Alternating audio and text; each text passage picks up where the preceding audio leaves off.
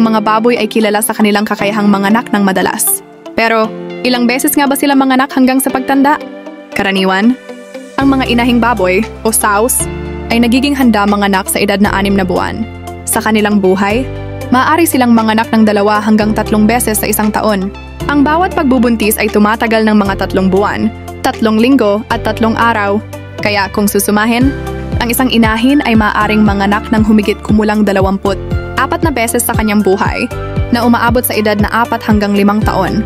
Isang inahin ay maaaring makapagbigay ng 8 hanggang 12 supling sa bawat panganganak. Kaya sa kabuuan, ang mga baboy ay may potensyal na makapagbigay ng daan-daang mga supling sa kanilang buhay.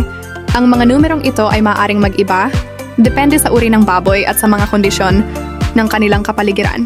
Mahalaga ring tandaan na ang kalidad ng panganganak ay maaaring bumaba habang tumatanda ang inahin. Maaaring mas kaunti ang biik na ipinanganak o maaaring magkaroon ng mga problema sa panganganak. Ito ang dahilan kung bakit maraming mga nag-aalaga ng baboy ang pumipili na palitan ang mga inahin pagkatapos ng ilang panganganak upang masiguro ang patuloy na produksyon. Narito ang ilang mga bagay na nakakaapekto sa kung ilang beses maaaring manganak ang isang inahin. 1. Lahi. May mga lahi ng baboy na mas produktibo kaysa sa iba. 2. Pangangalaga. Ang maayos na pagpapakain pabahay at pangangalaga sa kalusugan ay makakatulong sa inahin na maging mas produktibo. 3. Edad. Karaniwang mas produktibo ang mga inahin sa kanilang mga unang panganganak.